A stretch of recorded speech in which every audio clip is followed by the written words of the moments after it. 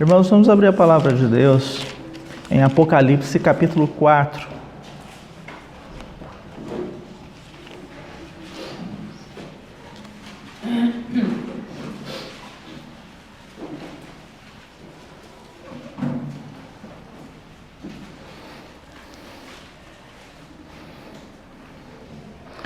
Vamos ler a partir do verso 1.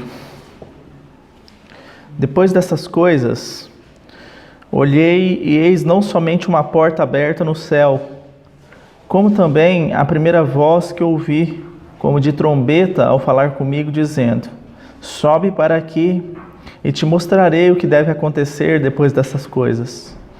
Imediatamente eu me achei em espírito, e eis armado no céu um trono, e no trono alguém sentado. E eis que se acha sentado, é semelhante no aspecto à pedra de jaspe e de sardônio, e ao redor do trono há um arco-íris semelhante no aspecto à esmeralda. Vamos ler somente até aqui, nesse momento. Vamos orar ao Senhor. Os irmãos têm liberdade, um após o outro, estarem orando ao Senhor. Senhor, mais uma vez te damos graças. E nesse momento que somos introduzidos ao tema da reunião desta noite, queremos confessar a nossa incapacidade, Senhor, de falar a Tua palavra e de ouvir a Tua palavra.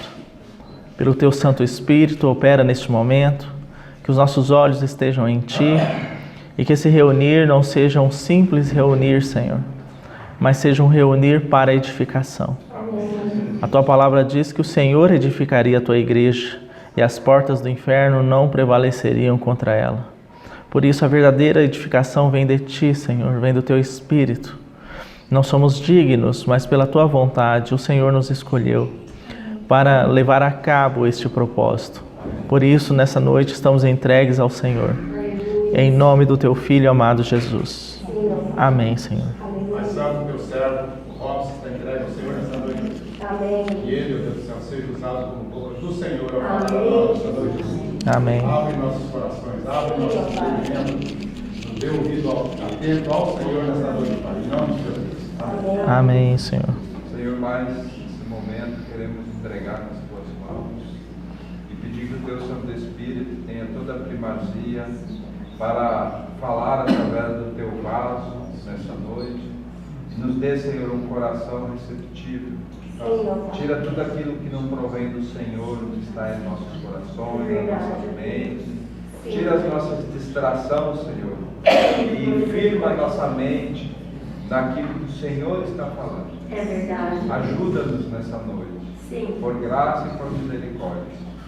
Em nome de Jesus. Amém. Senhor amado, nesse instante que Tua palavra foi aberta, queremos pedir-te socorro, porque somos tendenciosos a vaguear nossas mentes por coisas dessa vida. É verdade.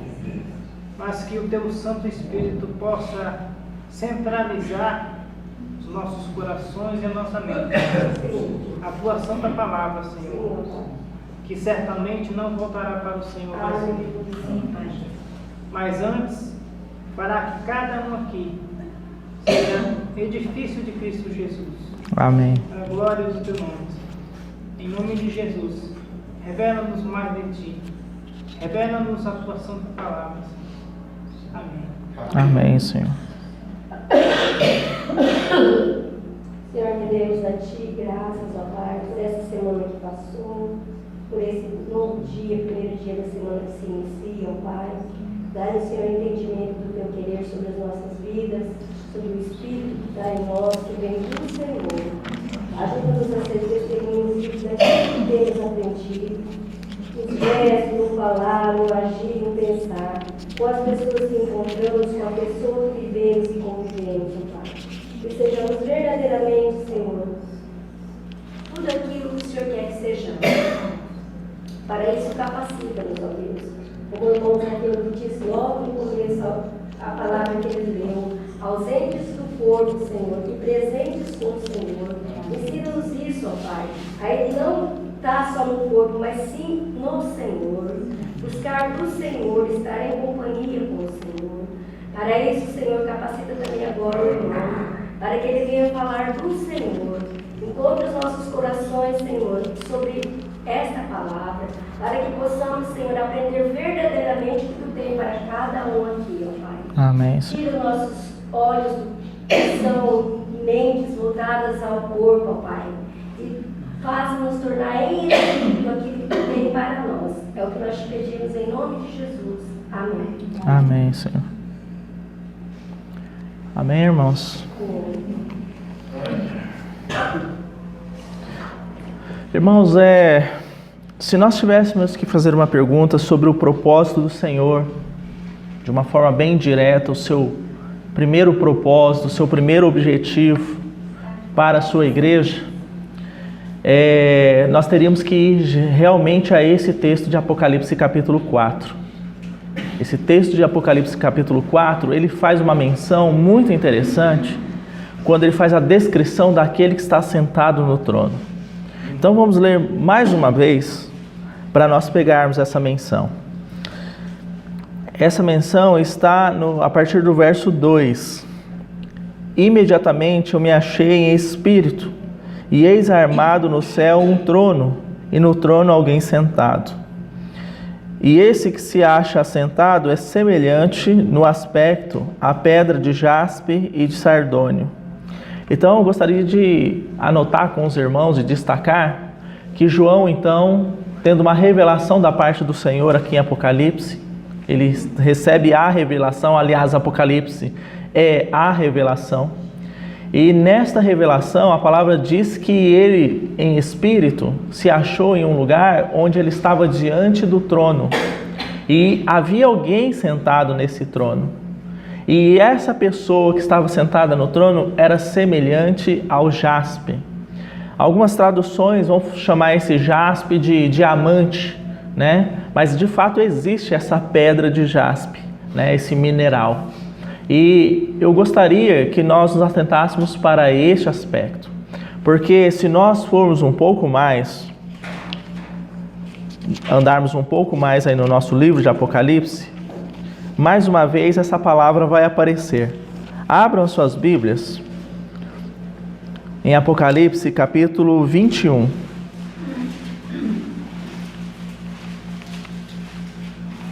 A partir do verso 19.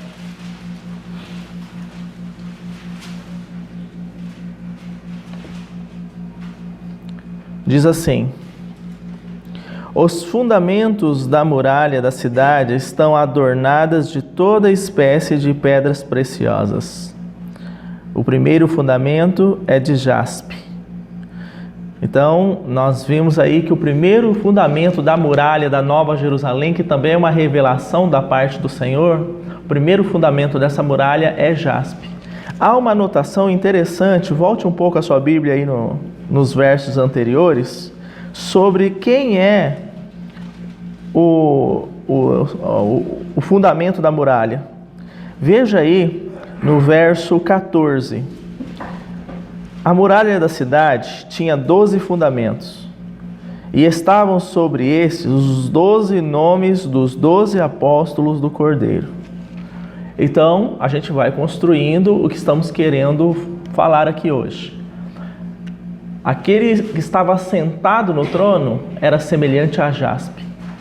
Essa Nova Jerusalém, a visão que o Senhor recebe, que João recebe da parte do Senhor, da parte de Deus mesmo, ela tinha uma muralha com 12 fundamentos.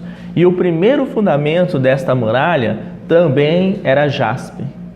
E aqui nesse último texto que nós lemos, é dito que os nomes dos 12 apóstolos do Cordeiro estavam sobre esses fundamentos. Então, é como se nós pegássemos esses 12 fundamentos, cada um com a sua pedra, e identificássemos ali o nome de cada um dos apóstolos. E o primeiro, que é jaspe, nós podemos identificá-lo como Pedro. Por quê? Porque Pedro é o primeiro no chamado do Senhor. Quando o Senhor faz aquela convocação naquela lista, chama para si aqueles que iriam caminhar com Ele de uma forma mais próxima, o primeiro a ser chamado é Pedro, é Cefas.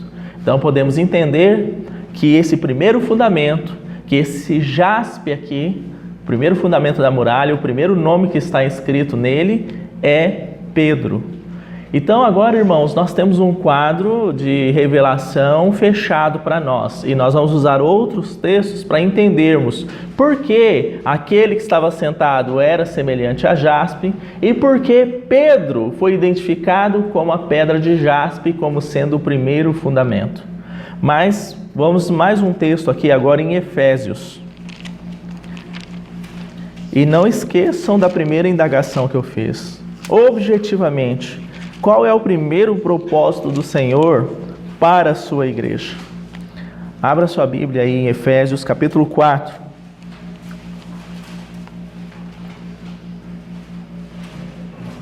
Nós vamos ler a partir do verso 7.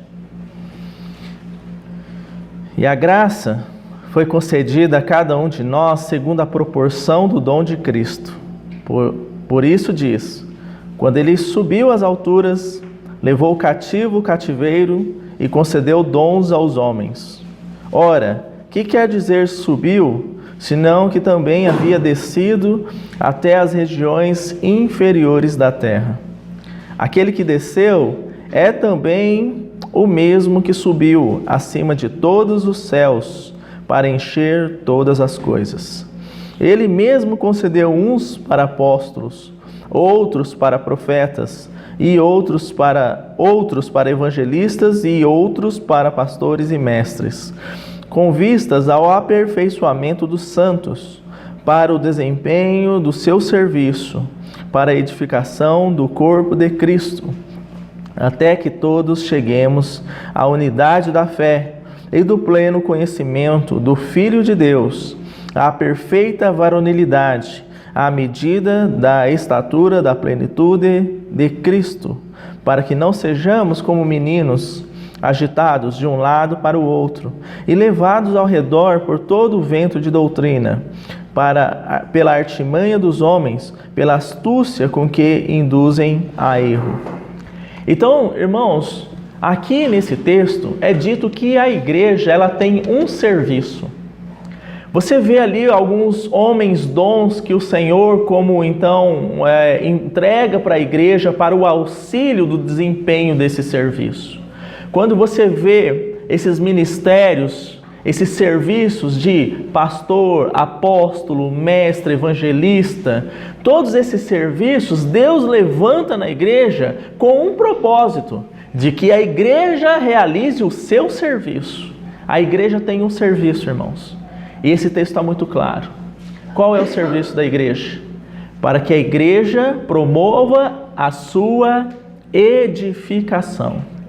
Você consegue ver esse texto aí comigo? Veja aí o verso 12. Que esses homens dons, são levantados com vistas ao aperfeiçoamento dos santos para o desempenho do seu serviço, para a edificação do corpo de Cristo. O que é a edificação do corpo de Cristo, irmãos? Os textos que seguem nos falam, até que todos cheguemos à plenitude, à perfeita varonilidade, à estatura da plenitude de Cristo. Isso significa até que Cristo seja plenamente formado em sua igreja. Volto para a revelação de Apocalipse e João vê aquela cidade santa, celestial. A sua visão, a sua constituição era em ouro, um ouro tal ponto reluzente que João chega a compará-lo com um vidro, Não havia naquele ouro qualquer sinal ou fagulha de sujeira, de mancha, nada disso. Esse é o aspecto da Nova Jerusalém, um dos materiais que a forma. O que significa o ouro? Porque essa cidade é toda em ouro. Porque o ouro representa a natureza e a glória de Deus. Significa que na Santa Jerusalém, ela refletirá na sua integralidade a natureza e a glória de Deus. Irmãos, a Nova Jerusalém não é uma cidade onde vamos morar, onde cada um de nós terá o seu apartamento, terá a sua casa, e vamos então poder andar pelas ruas de ouro, e vamos fazer vizinhança, e vamos ser felizes. né? Essa é uma visão equivocada, porque aquela cidade é a representação da habitação de Deus, e nós, a igreja, somos a habitação de Deus. Abra sua Bíblia, mas vamos caminhar aqui um pouco no Evangelho de João. Evangelho de João, capítulo 14.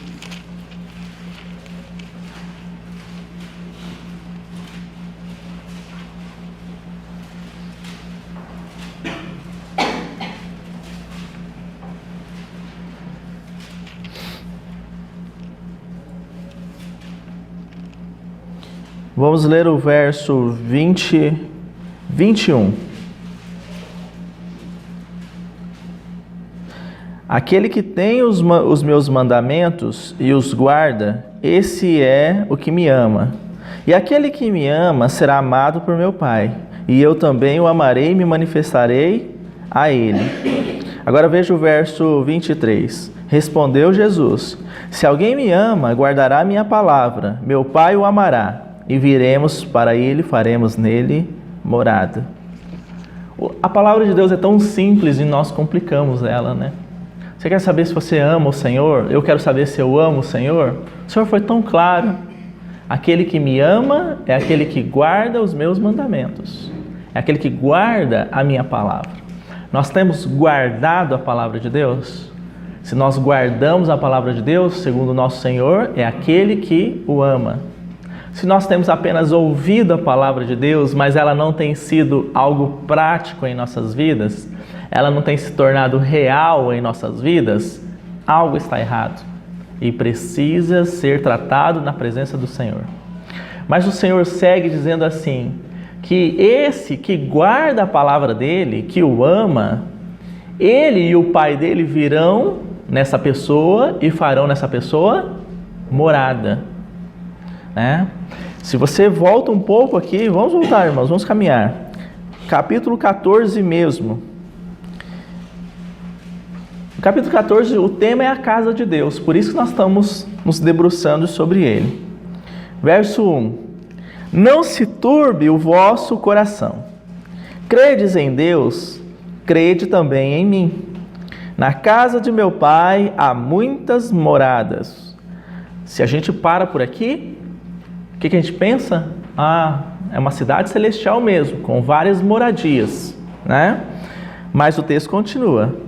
Se não fora, eu vou-lo teria dito, pois vou preparar-vos lugar.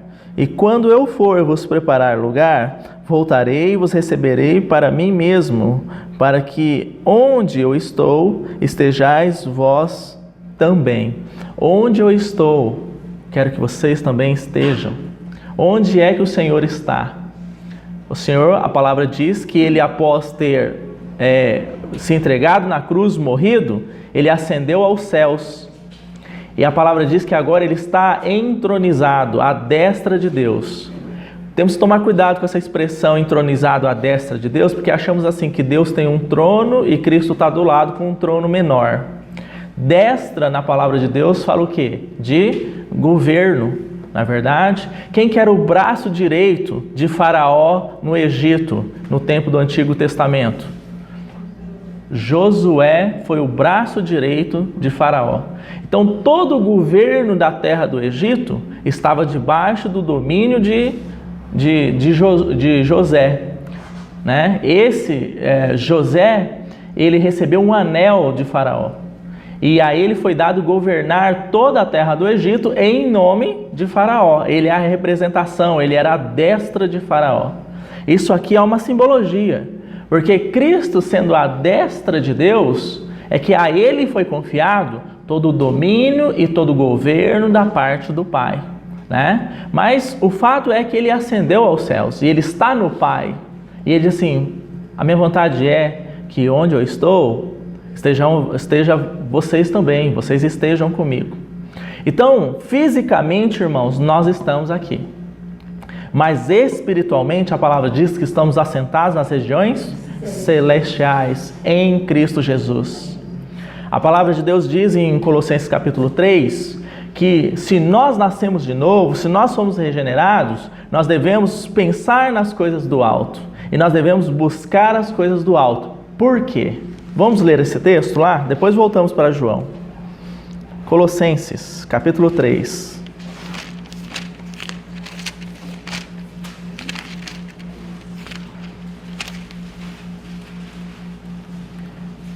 A partir do verso 1.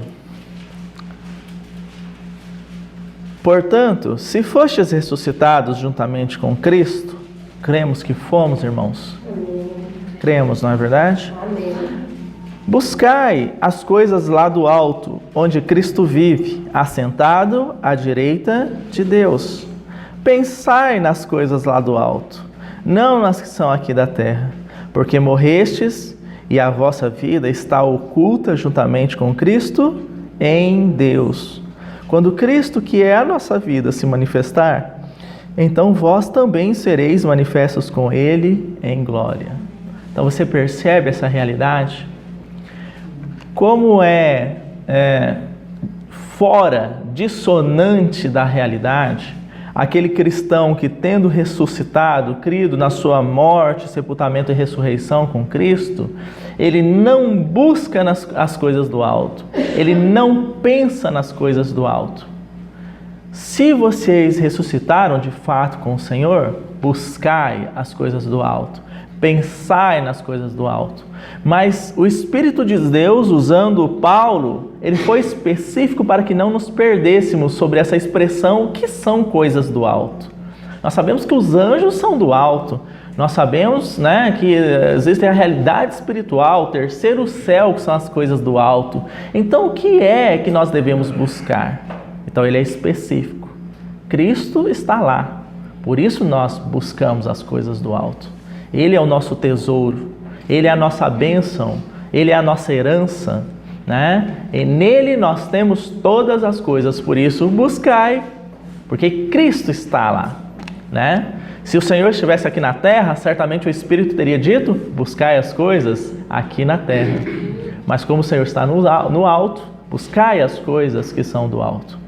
Agora, nós começamos a falar isso porque a revelação de Deus para o apóstolo João é que há uma cidade com muitas moradas.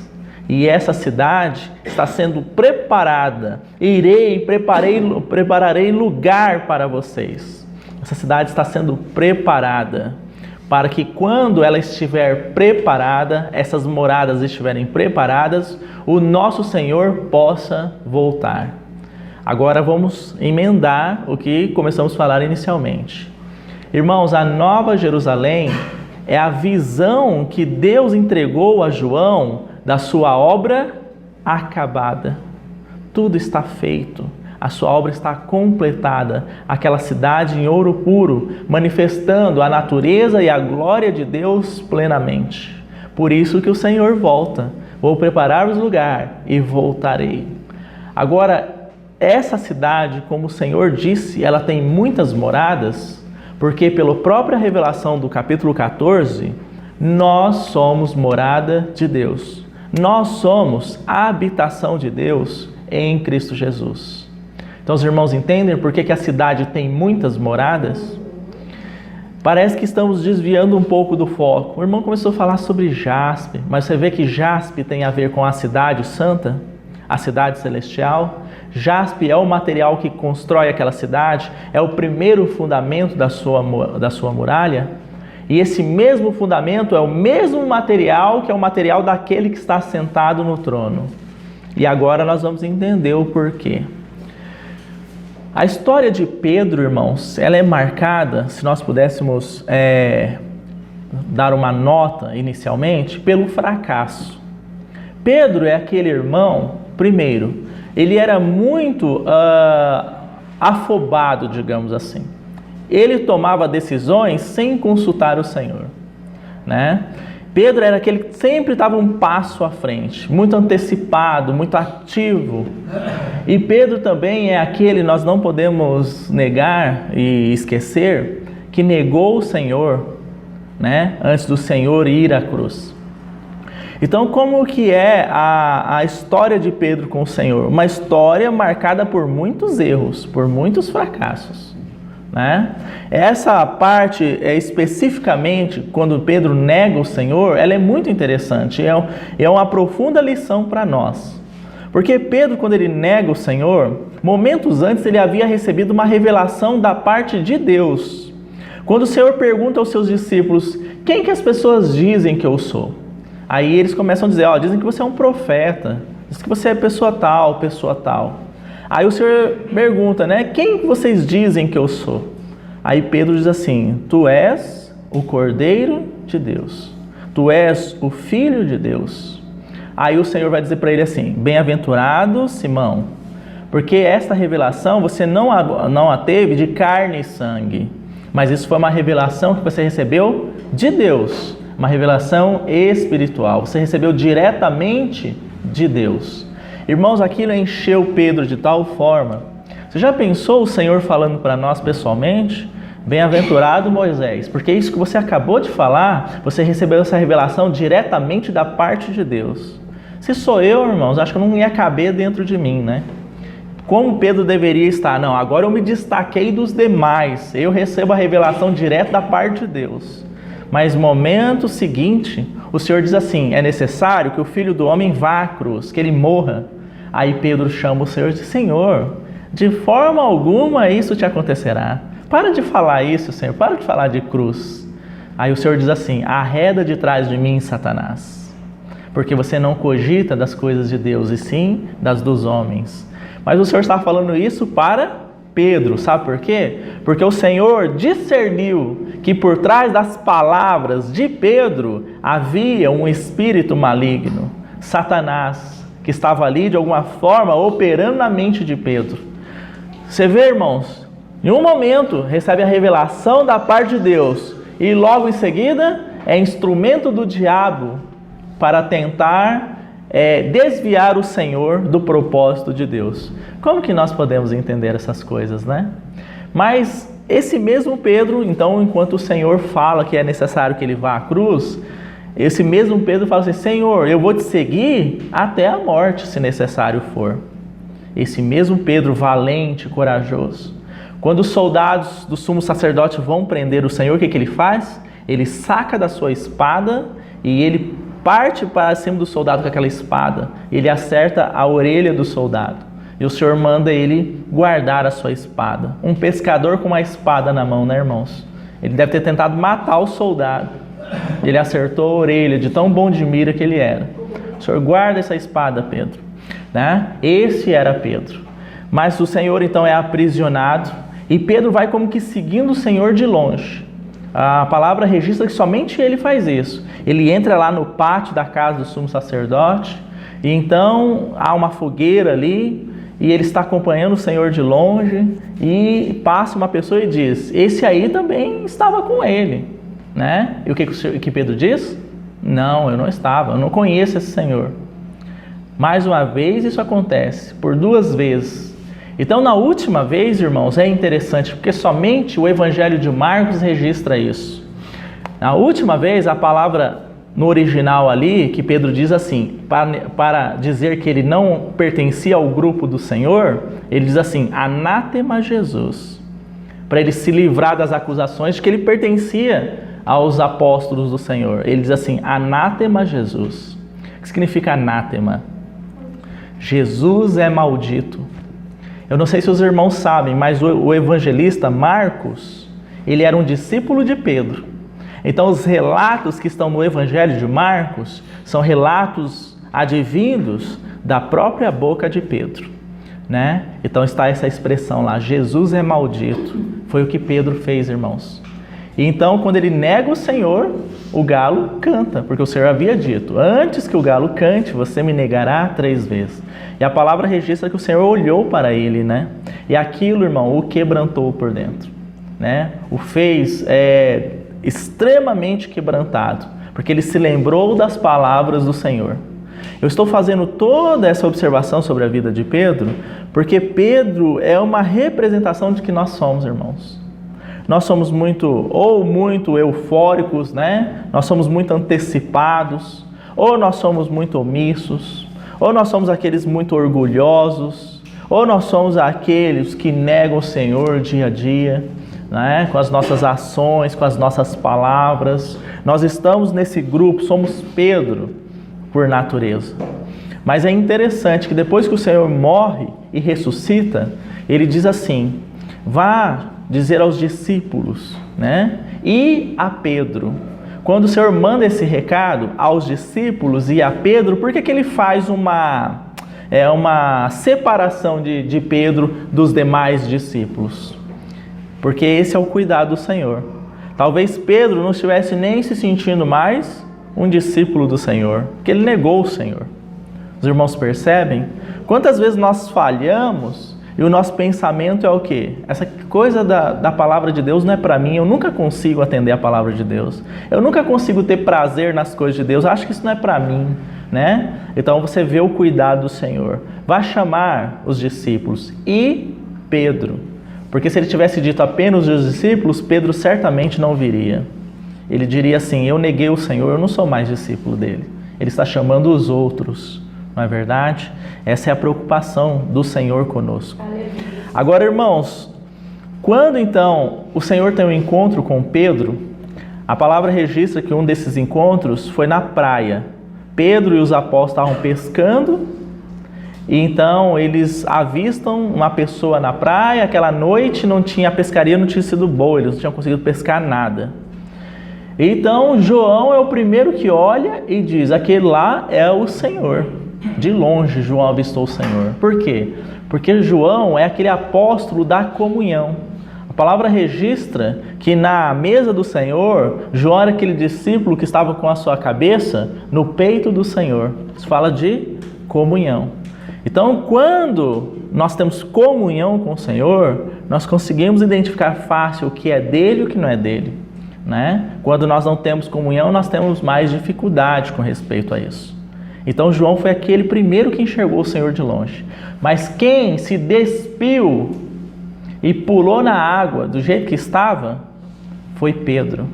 Pedro foi nadando, ele não conseguia esperar o barco ir remando chegar até a praia. Ele pula na água e vai nadando até o Senhor. Ele é o primeiro a chegar. E essa figura é interessante também. Porque Pedro, embora ele tivesse todas essas falhas, o Senhor tinha trabalhado algo nele. Ele era sempre aquele que perseverava em seguir o Senhor, de uma certa forma. Quando o Senhor fala nos evangelhos, ele faz um discurso dizendo assim: quem não comer da minha carne e não beber do meu sangue não tem parte comigo. A palavra diz que aquilo escandalizou várias pessoas que o estavam seguindo, e essas pessoas foram embora. Então o Senhor vira para os seus discípulos e diz assim: e vocês, não querem ir embora também com eles? E aí Pedro diz assim: Senhor, para onde nós iremos? Só o Senhor tem as palavras de vida eterna. Então, irmãos, mais um princípio para nós aqui de ensino. Sempre que nós estivermos pensando em voltar para o mundo, em satisfazer a nossa carne, em detrimento das tribulações, das dificuldades que a vida do cristão traz com toda essa bagagem, lembre-se disso. Para onde eu vou? Só o Senhor tem as palavras de vida eterna. Nada no mundo pode nos satisfazer mais, irmãos. Nada. Nada. Nós podemos insistir. O Senhor não vai nos amarrar no pé da mesa. Você quer ir? Vá. Vá fazer o que você quer fazer, o que você deseja. Mas a frustração será grande. Tem pessoas que querem ficar ricas, cristãos. Irmãos, a melhor forma de Deus tratar com a pessoa seria realmente deixar ela rica. Porque quando ela chegasse à riqueza, ela veria que aquilo não traria nada, não acrescentaria nada a ela no aspecto de plena satisfação. Vai perguntar para o Bill Gates se ele é uma pessoa feliz. Ele pode vir com um discurso assim: não, eu sou grato pelas coisas que eu tenho. Mas pergunte a ele. Eu vi uma vez uma entrevista do homem mais rico da China. E ele fala sobre isso. Ele fala: é um engano muito grande as pessoas acharem que a riqueza traz a felicidade, traz a satisfação, porque ela não traz. Ela pode trazer sim um conforto material, mas junto com isso vem o preço. As preocupações são muito maiores. A gente não tem tempo para as coisas simples da vida, para dar atenção para a família, porque nós temos que manter a riqueza. Se um ímpio disse isso, irmãos, que dirá um cristão tendo abandonado o Senhor para seguir o mundo? Por isso Pedro diz: para onde nós iremos? Só o Senhor tem as palavras de vida eterna. Mas voltando para a nossa narrativa, quando Pedro chega na praia, sabe o que ele encontra, irmãos? Um fogareiro. Por quê? Porque o Senhor deixou aquele fogareiro preparado para remontar a imagem de Pedro negando ele lá, antes dele ir para a cruz. Porque lá no pátio lá da casa sacerdotal lá, havia também um fogareiro. Então Pedro olha para aquele fogareiro, olha para o Senhor, o que ele vai lembrar? A última vez que ele viu um fogareiro e o Senhor, eram momentos antes do Senhor ser crucificado. Era um momento em que ele havia negado o Senhor, não tem outra coisa para ele lembrar. Então o que é que o Senhor pergunta para ele? O Senhor pergunta: Pedro, você me ama? Aí Pedro, muito ativo e muito confiante em si, ele diz o quê? Eu amo o Senhor. Aí depois o Senhor pergunta de novo para ele: Pedro, você me ama? Aí Pedro novamente: amo o Senhor. Pedro, o Senhor ali, quando ele fala da palavra amor, ele fala de um amor celestial, ágape. Mas Pedro, quando fala de amor, são palavras que no nosso idioma é o mesmo, mas no original, no grego, são diferentes. Porque ali a palavra amor que Pedro fala pelo Senhor é um amor terreno, né? Um amor humano. Então o Senhor vai de novo: Pedro, você me ama? Pela segunda vez, ele: amo. Aí, irmãos, o Senhor pergunta uma terceira vez, porque fogareiro, Senhor e 3 vezes, Pedro não ia conseguir escapar, né? Então pergunta: Pedro, tu me amas? Aí Pedro diz: tu o sabes, Senhor. Aí ele já não está mais confiando nele, irmãos. Então o que o Senhor vai dizer? Apacenta as minhas ovelhas, pastoreia as minhas ovelhas, Pedro. Mas então o Senhor fica 40 dias após a sua ressurreição, está sendo narrado em Atos, capítulo 1, 40 dias o Senhor permanece na terra com os seus discípulos após a sua ressurreição, e depois ele ascende aos céus. Mas o que o Senhor fala para eles? Vocês vão para Jerusalém e vocês esperem que até que vocês sejam do alto revestidos de poder. Ou seja, não é para sair pregando e evangelizando, é para vocês esperarem até que do alto vocês recebam capacitação. E aí, irmãos, o Pentecostes é registrado no capítulo 2 de Atos. E lá é dito que Pedro se levanta em meio à multidão e ele vai então, pela unção do Espírito, porque ele já estava revestido do Espírito ali com aqueles 120 irmãos, ele vai explicar aquele sinal de línguas como que de fogo distribuídas, e aquelas pessoas falavam as grandezas de Deus e os forasteiros entendiam cada um na sua língua materna sobre o que aquelas pessoas falavam. E aí alguém disse: eles estão embriagados. Então Pedro vai se levantar com os demais apóstolos, mas ele é que vai falar. E ele começa a tecer toda uma pregação, dizendo que aquele Cristo que foi crucificado, né? Deus o fez Senhor, e ele ascendeu, ele não foi deixado na morte, mas ele ressuscitou, e ele ascendeu aos céus, e nos céus ele recebeu o dom do Espírito e derramou sobre a sua igreja. Então Pedro faz aquela pregação, e naquela pregação 3.000 pessoas são convertidas. E ali o ministério continua de perseguição. Pedro é preso, é solto sob a condição de que não falasse mais Cristo. Pedro então fala abertamente que não obedecerá a essa ordem, mesmo que ele seja preso, mesmo que ele seja morto. Então você vê uma transformação iniciando, irmãos, daquele homem confiante em si, muito voluntarioso, para um homem dependente do Senhor. Mas nesse meio tempo, o que precisou acontecer? Ele precisou ser exposto, ele precisou ser quebrantado e ele precisou ser revestido da unção do Espírito de Deus. Ao final da carreira desse irmão, e as cartas que ele escreve refletem bem isso, era um irmão amadurecido de tal forma que ele diz assim: irmãos, não estranheis o fogo ardente que surge no meio de vós, destinado a provar-vos. É necessário as tribulações. Esse mesmo Pedro é aquele que diz: Não fiquem pensando como muitos que dizem assim que o Senhor tarda a sua vinda. Pelo contrário, Ele tem sido longânimo, não querendo que nenhum de vós se perca, né? Mas devemos trabalhar para apressar a volta do Senhor. Você vê uma maturidade de alguém que não teme mais não ama mais a sua vida, não teme mais a morte, mas está disposto a ir com o Senhor até a morte se necessário. E ele foi. Pedro foi martirizado por causa da palavra de Deus. Agora, voltando para nós encerrarmos, depois de eu ter feito essa breve exposição da história de Pedro, o que nós devemos concluir, irmãos? Que nós devemos, como diz o livro de Efésios, promover a edificação da igreja, até que todos cheguemos à plenitude, à estatura da plenitude de Cristo. O trabalhar do Senhor na vida de Pedro é pegar um pedregulho, pedra, e fazer dele jaspe. Agora você entende por que o fundamento escrito jaspe se refere a Pedro, o primeiro apóstolo na lista. Porque ele foi aquele que foi trabalhado de tal forma que ele se tornou um jaspe, como aquele que está sentado no trono é jaspe. Você viu a perfeita identificação?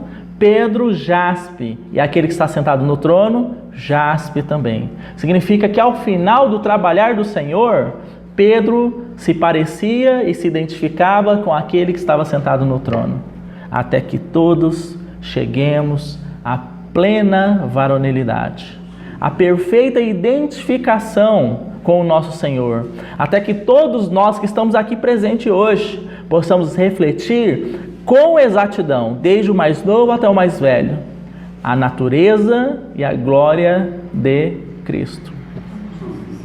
Os irmãos entendem a grandeza do trabalho de Deus?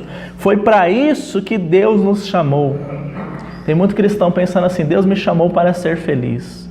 Deus me chamou para morar com Ele. Deus me chamou para me salvar do inferno. São todas realidades, é verdade, mas não em primeiro lugar. Em primeiro lugar, Deus nos chamou para que nós fôssemos tratados e trabalhados de tal forma que refletíssemos quem Ele é em vida e natureza. Irmãos, o Evangelho de João, ele registra, e os outros evangelhos também, que quando o Senhor ele é batizado no Jordão, ele sai daquelas águas, Deus fala assim: esse é o meu filho amado, e quem eu tenho todo o meu deleite, o meu prazer. Sabe onde é que Deus encontra descanso? Em Cristo. Sabe onde é que Deus encontra o seu prazer? Em Cristo. Deus encontra a sua alegria, a sua plena satisfação no seu Filho Jesus. Então não adianta nós querermos dar satisfação para Deus, alegria para Deus, por nós mesmos. Isso não vai funcionar. Deus só vai encontrar a plena satisfação dele em nós quando a vida do amado Filho dele estiver formada em nós. Os irmãos percebem isso? Você quer alegrar a Deus? Não é 10 horas de oração. Não é decorar a Bíblia que você vai alegrar a Deus. Não é dar esmolas, fazer caridade e visitar os presos e os doentes. Claro que tudo isso devemos fazer.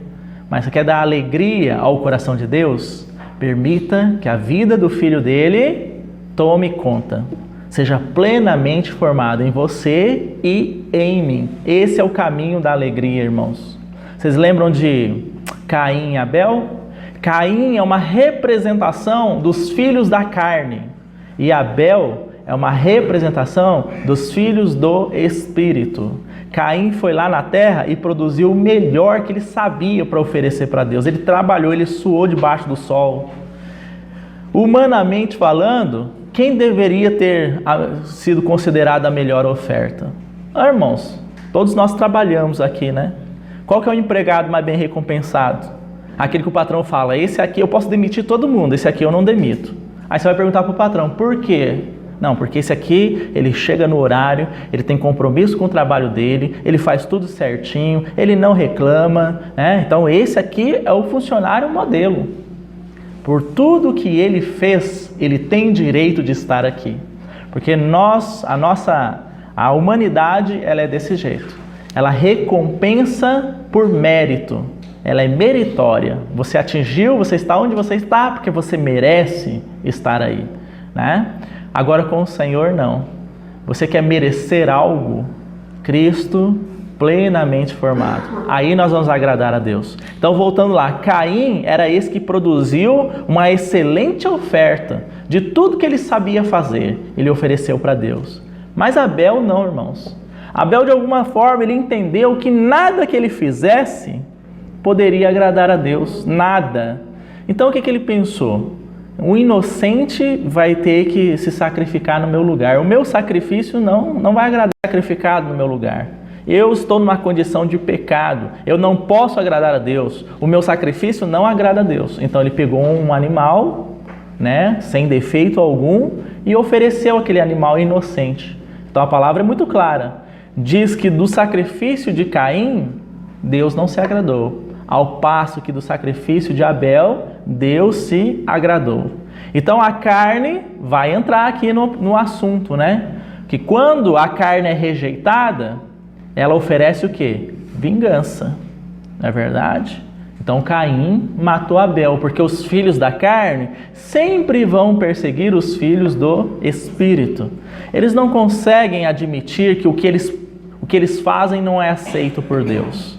Irmãos, antes de eu passar por essa experiência de regeneração, a minha mãe já havia conhecido o Senhor. E às vezes, para me pegar no pé dela, eu fazia assim: mãe, como é que a gente faz para ir para o céu? Aí ela falava assim: você tem que crer em Cristo Jesus. Aí eu falava assim: mãe, mas se não der tempo? Digamos assim, tem uma criança morrendo, e aí eu vou lá e salvo aquela criança e no lugar dela eu morro. Eu vou para o céu? A minha mãe falava: não. Aquilo não entrava na minha cabeça. Como não? Eu salvei uma criança inocente, dei a minha vida por ela e eu não vou para o céu? Porque nós somos o quê? Mérito. Nós não admitimos que Deus não receba o melhor que nós temos a oferecer para Ele. Então Pedro, irmãos, no processo de trabalhar do Senhor na vida dele, ele teve que desconstituir Pedro, teve que desmanchar Pedro, para poder então edificar um novo Pedro. Né? Esse é o trabalho que nós identificamos em Apocalipse, o último livro. Pedro já formado, jaspe. E aquele que está sentado no trono, jaspe também. E o que ele quer que nós sejamos? Jaspe também. Perfeitamente identificados com ele nesse aspecto, de expressar a sua vida e natureza. Que esse seja então, irmãos, o nosso objetivo aqui na Terra. Eu não quero ser um alienado no sentido de dizer assim: mas a gente não pode viver para mais nada. Claro que sim. O cristão deve viver para a sua família. O cristão deve trabalhar. O cristão deve ter os seus momentos de lazer com a sua família, né, de forma muito saudável e equilibrada. Mas só haverá essa relação saudável se Cristo estiver ocupando o lugar de entronização. Amém. Se esse processo de edificação estiver sendo uma realidade, senão nós somos extremistas. Aí Paulo vai dizer assim: posso todas as coisas me são lícitas. E sou irmão no Senhor, tudo me é lícito, mas nem tudo convém, nem tudo edifica. Então ele diz assim: não useis da liberdade para dar ocasião à carne. Porque muitos cristãos dizem: todas as coisas são lícitas. E aí vai dar ocasião à carne. Vai buscar satisfazer a carne. Vai buscar se envolver com as coisas do mundo. Porque tudo é lícito. O trabalho é lícito. A família é lícita. Tudo é lícito. Então eu vou para lá. E aí esquece do primeiro trabalho. Qual é o primeiro serviço de um marido? Nós temos aqui o Jovacir, o Valdecir, né? O Sandro. Maridos, esposos.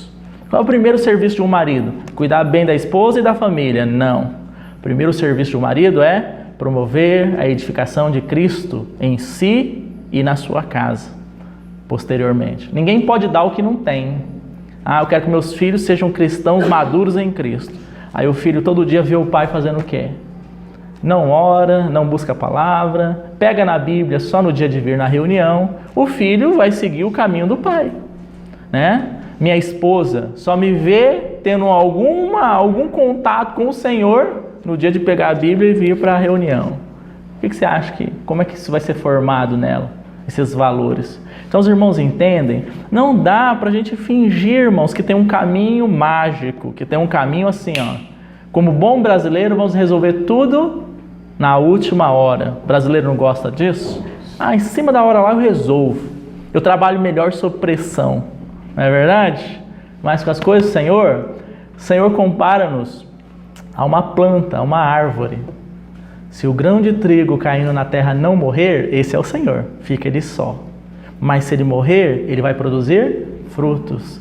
E um fruto não cresce da noite para o dia. Ele tem o seu tempo de amadurecer, né? Ele precisa nascer e ele vai então tendo o seu desenvolvimento até ele amadurecer, estar pronto para ser colhido. Nós somos esses frutos decorrentes da morte do Senhor. Não dá para amadurecer da noite para o dia. Então não vai ter como chegar no dia do Senhor e buscar esse amadurecimento. Eu acho que na quarta-feira falamos sobre isso, né? As 10 virgens. 5 quiseram fazer isso, resolver em cima da hora. Deu tempo, irmãos? As virgens nécias. Dá-nos do seu azeite, porque o nosso está acabando. Mas as virgens prudentes que amavam o Senhor falaram, olha, não tem como. Porque se a gente der para você, vai faltar para nós. Nós queremos ver o nosso noivo, o nosso esposo chegar. Então, irmãos, é complicado, é difícil. Eu não sei se os irmãos sabem, mas toda planta, ela cresce assim, ó, em forma espiral para cima. A planta não cresce assim. Ela, como ela germina, ela vai saindo da terra, vocês podem reparar. Ela vai crescendo em forma que chamamos de helicoidal, assim, ó, em forma espiral. Essa é a jornada do cristão aqui na terra. Ele nasceu de novo e ele vai crescendo. Então Deus vai dar uma medida de experiência com ele aqui. Quando ele for fiel nessa medida, aí ele vai avançar para a próxima medida, né? Uma experiência novamente com o Senhor, mas numa escala mais profunda.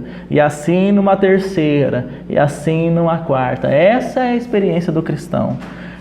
Interessante que o DNA, Deus deixou esse rastro, dessa maneira dele trabalhar em toda a criação. O DNA também, ele é assim, ó. Já viram o desenho do DNA? Helicoidal.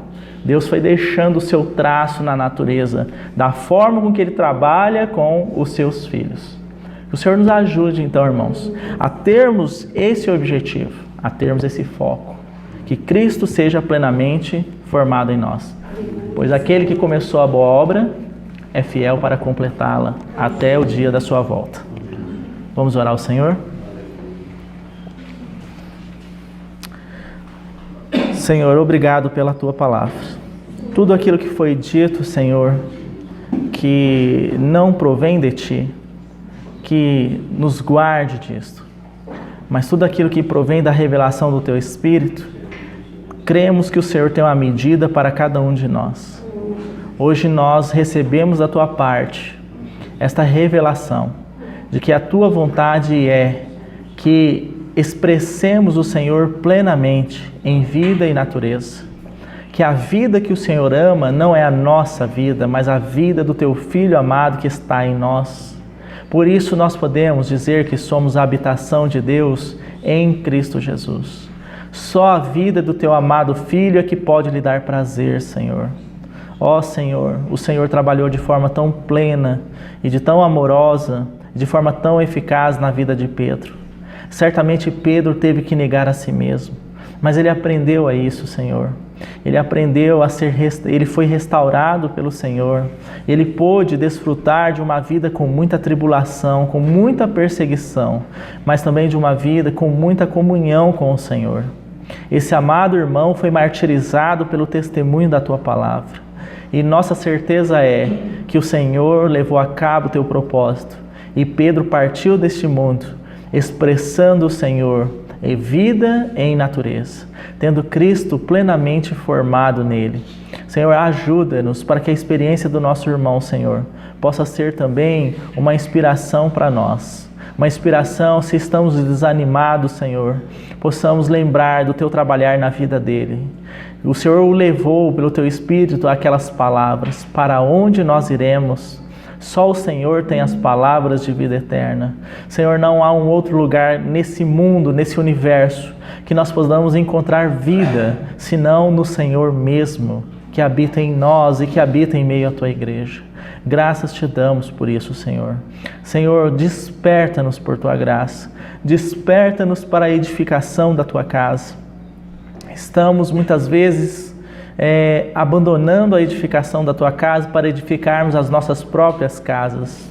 Isso tem constituído infidelidade, isso tem atrasado a tua obra, isso tem atrasado a tua volta, Senhor, a tua vinda. É momento de sermos despertos. Desperta o nosso espírito por tua graça, Senhor. Se estamos buscando a nossa satisfação em outras coisas, Senhor, nos leva a uma decepção com essas coisas, porque elas não podem dar o que só o Senhor pode nos dar. Vida eterna, alegria plena no Senhor, paz que excede a todo entendimento. Ajuda-nos, Senhor, na nossa limitação nesses últimos dias. É o que nós te pedimos, ó Pai, em nome do Teu Filho amado Jesus. Amém, Senhor.